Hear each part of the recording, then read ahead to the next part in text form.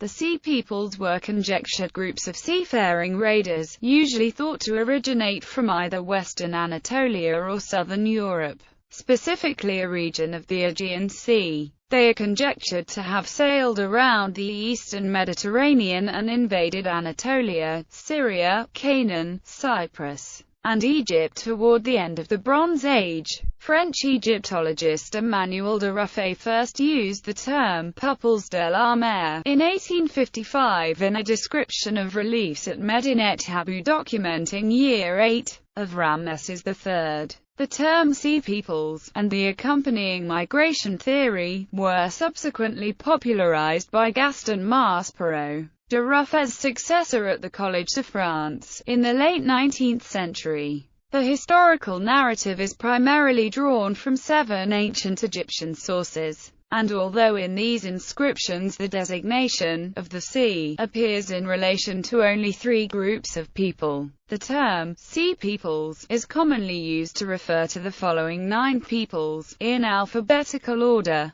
the Danaan, identified by some with the Greek Danawa and by others with the Israelite tribe of Dan; the Ekwesh, possibly a group of Bronze Age Greeks; the Lucca, an Anatolian people of the Aegean who may have given their name to the region of Lycia and the Lycian language; the Pelset, whose name is generally believed to refer to the Philistines; the Shekelsh, identified possibly with the Italic people called Siculi; the Sherdan, possibly Sardinians or people of Sardis; the Teresh, i.e., the Tyrrhenians, possibly ancestors of the Etruscans; the Tieka, possibly Greek Teucrians; the Weshesh. Evidence for migrations of whole peoples are not found on any of the contemporary inscriptions, but versions of a migration hypothesis represent a widely held interpretation among scholars of the ancient Near East. Development of the concept. The term Sea Peoples was first used by Emmanuel de Ruffey in 1855, then curator of the Louvre, who noted that, in the crests of the conquered peoples, the Sherdan and the Teresh bear the designation of the peuples de la mer. De Ruffey later became chair of Egyptology at the Collège de France, and was succeeded by Gaston Maspero. Maspero built upon de Ruffey's work, and in 1895 published The Struggle of the Nations,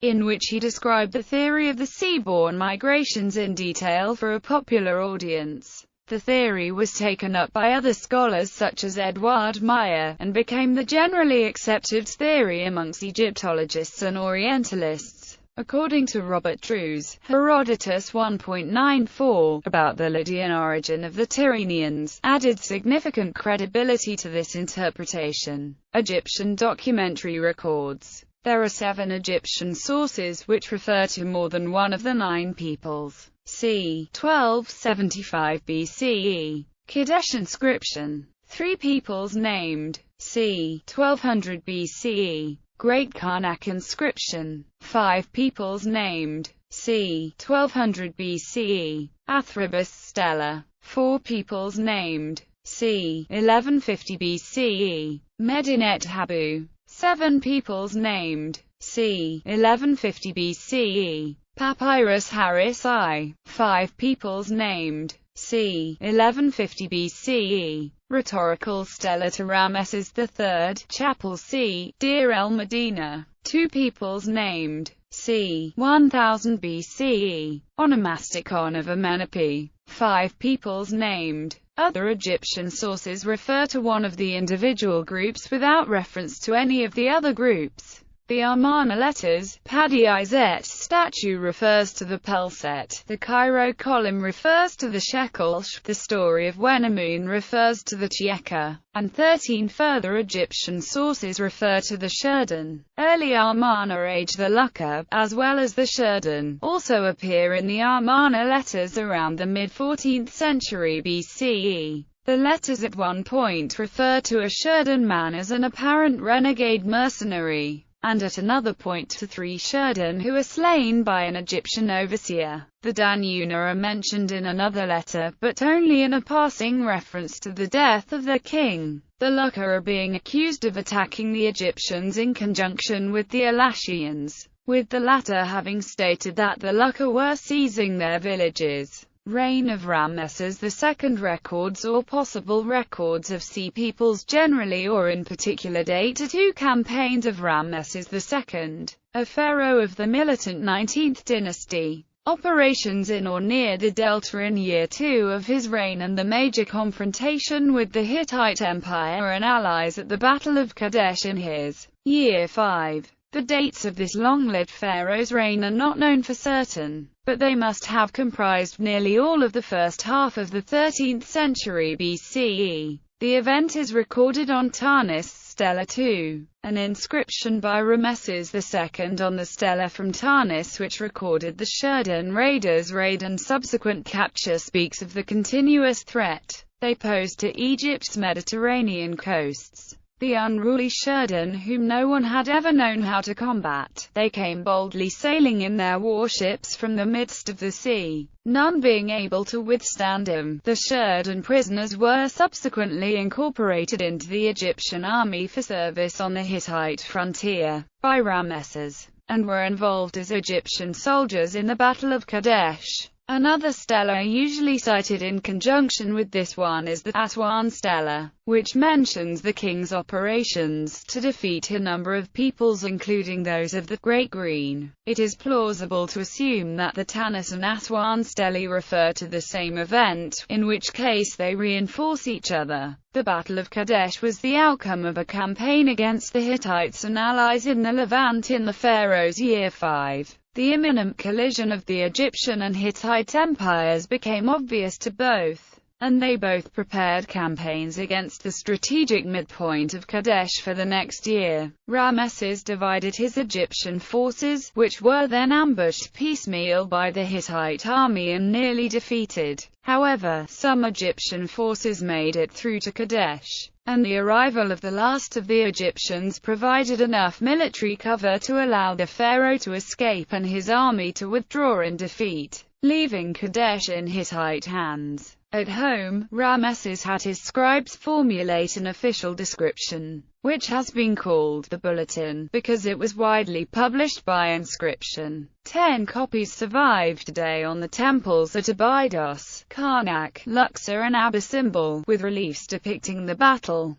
The poem of Pentor, describing the battle, survived also. It was their idea to divide Egyptian forces into 4 columns. There is no evidence of any collaboration with the Hittites or malicious intent on their part, and if Ramesses considered it, he never left any record of that consideration. The poem lists the peoples which went to Kadesh as allies of the Hittites. Amongst them are some of the sea peoples spoken of in the Egyptian inscriptions previously mentioned, and many of the peoples who would later take part in the great migrations of the 12th century BCE. Reign of Merneptah. The major event of the reign of the pharaoh Merneptah, 4th king of the 19th dynasty, was his battle against a confederacy termed the Nine Bows, at Perae in the western delta in the 5th and 6th years of his reign. Depredations of this confederacy had been so severe that the region was forsaken as pasturage for cattle. It was left waste from the time of the ancestors. The pharaoh's action against him is attested in 4 inscriptions.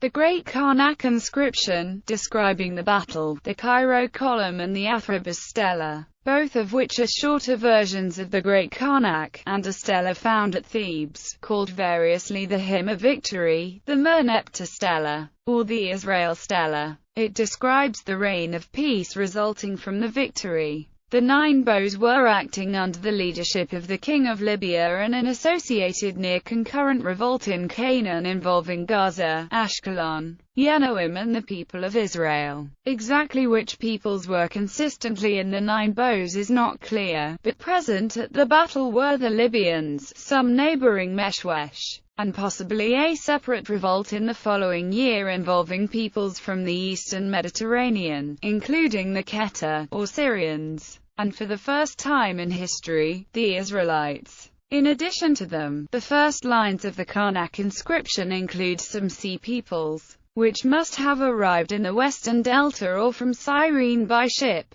beginning of the victory that His Majesty achieved in the land of Libya, i.e., Ekwesh, Teresh, Lukkab, Sheridan, Shekelsh, northerners coming from all lands. Later in the inscription, Merneptah receives news of the attack, the third season, saying, "The wretched, fallen chief of Libya, Maria, son of Dead, has fallen upon the country of Tehenu with his bowmen, Shurdan, Shekelsh, Ekwesh, Lucca, Teresh, taking the best of every warrior and every man of war of his country. He has brought his wife and his children, leaders of the camp, and he has reached the western boundary in the fields of Perere. His Majesty was enraged at their report. Like a lion, assembled his court and gave a rousing speech. Later, he dreamed he saw Ptah handing him a sword and saying, 'Take thou and banish thou the fearful heart from thee.' When the bowman went forth,"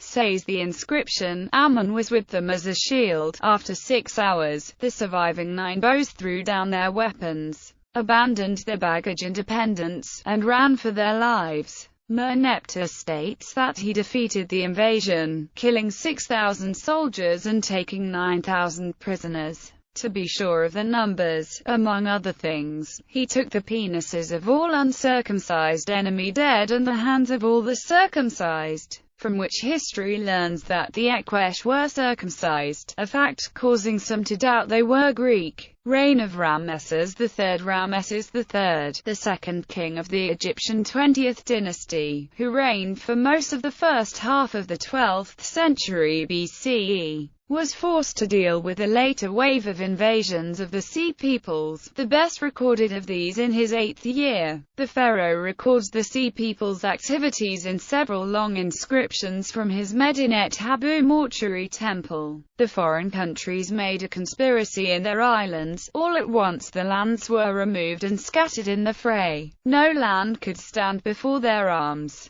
From Hatti, Code, Karchemish, Arzawa and Elashiron, being cut off, i.e., destroyed, at one time, a camp was set up in Amuru. They desolated its people, and its land was like that which has never come into being. They were coming forward toward Egypt, while the flame was prepared before them. Their confederation was the Pelset, Tieka, Shekelsh, Denian and Weshesh, lands united. They laid their hands upon the land as far as the circuit of the earth, their hearts confident and trusting. Our plans will succeed. No land could stand before their arms. The fact that several civilizations collapsed around 1175 BCE has led suggestion that the Sea Peoples may have been involved in the end of the Hittite, Mycenaean and Mitanni kingdoms. The American Hittitologist Gary Beckman writes, on page 23 of Akkadica 120, "A terminus antiquem for the destruction of the Hittite Empire has been recognized in an inscription carved at Medinet Habu in Egypt in the 8th